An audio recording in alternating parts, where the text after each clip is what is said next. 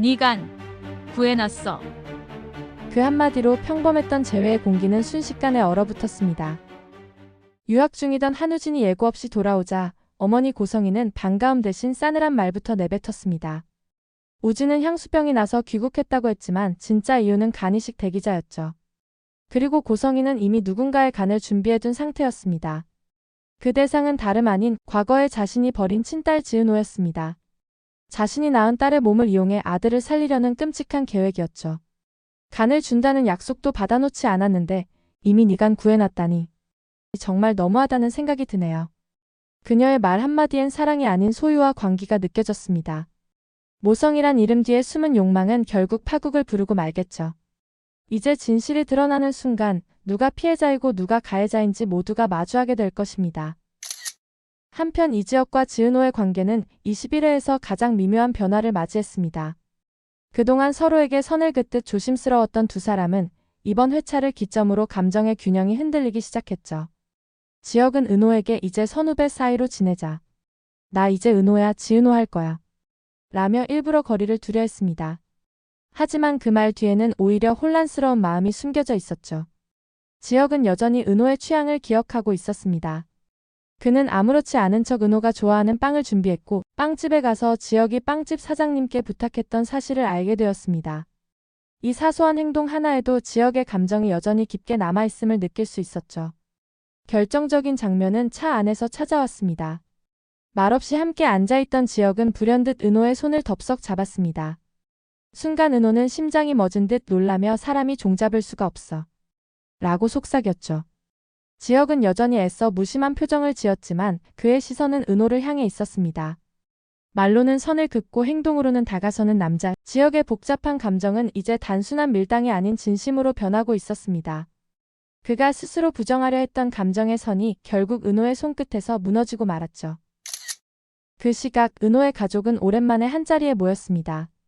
가출했던 강호가 잠시 집에 들러 누나에게 미안한 마음을 전하고 싶다며 고깃집 식사를 제안했죠.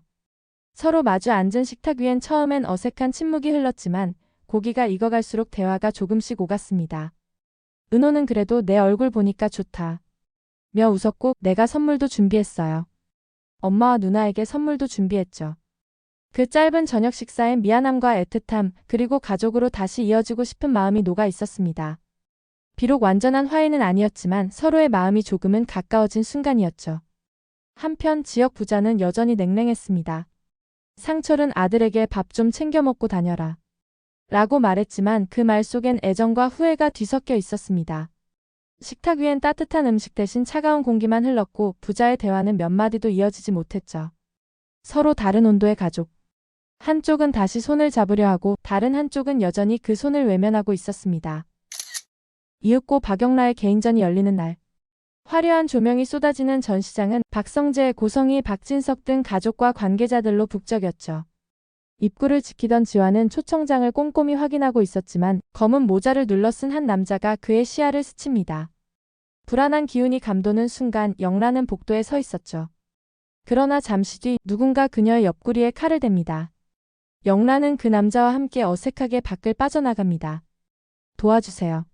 차 문이 그대로 닫히고 말았죠. 그 비명은 아무도 듣지 못합니다. 이건 단순한 스토커의 짓일까 아니면 오래전부터 준비된 복수극의 서막일까? 22회는 갤러리에서 시작했습니다. 영라를 끌고 가려던 남자를 지환이 단숨에 제압했죠. 준비가 남달랐습니다. 현행범으로 묻기 위해 영상까지 미리 찍어뒀습니다. 정말 능동적으로 움직였죠. 하지만 문제는 그 남자가 재벌가의 사생아였다는 점이었습니다.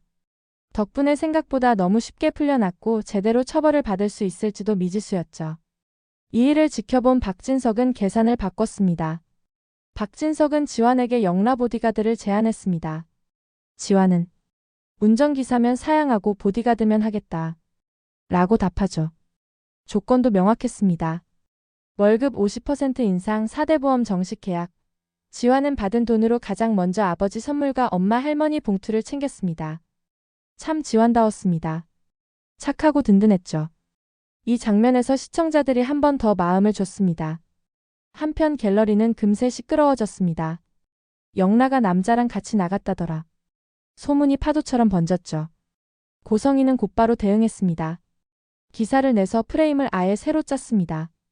영란은 6개월간 스토커에 시달렸다. 감정으로 울지 않고 데이터와 이야기로 여론을 묶었습니다. 위기관리 정말 잘했습니다.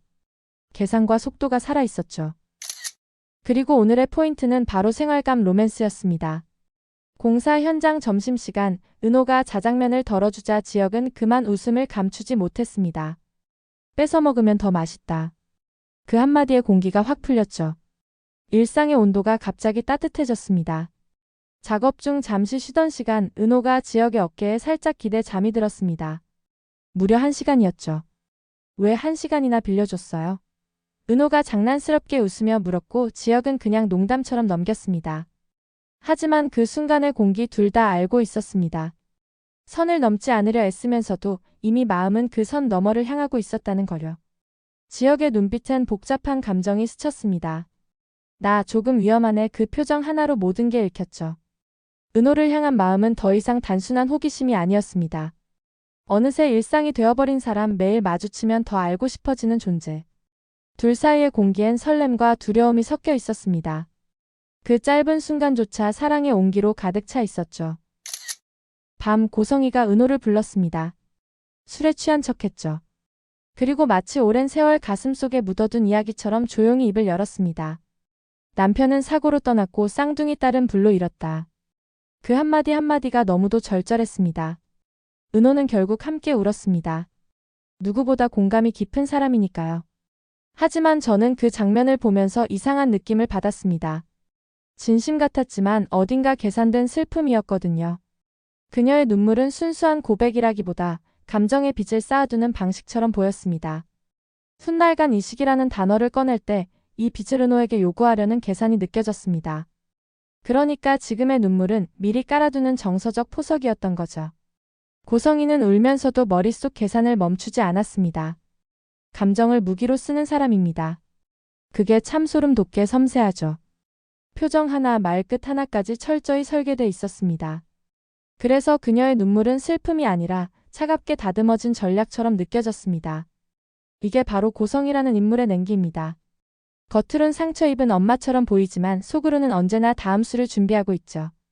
그녀가 진짜로 잃은 건 딸이 아니라 인간적인 따뜻함이었는지도 모르겠습니다. 앞으로의 이야기는 어떻게 진행될까요? 먼저 지원과 영라입니다. 이제 진짜 보디가드 서사가 시작됐습니다. 스토커가 다시 움직이기 시작하면 지환은 이번에도 법보다 빠르게 몸이 먼저 반응하겠죠. 하지만 영라의 혼담 라인과 얽히면 이야기가 단순히 보호에서 충돌로 변할 수도 있습니다. 사랑과 책임 사이에서 어떤 선택을 할지가 관전 포인트입니다. 다음은 지혁과 은호입니다. 고백은 이제 정말 바로 앞까지 왔습니다. 오해 한 번, 결심 한 번이면 모든 게 달라질 거예요.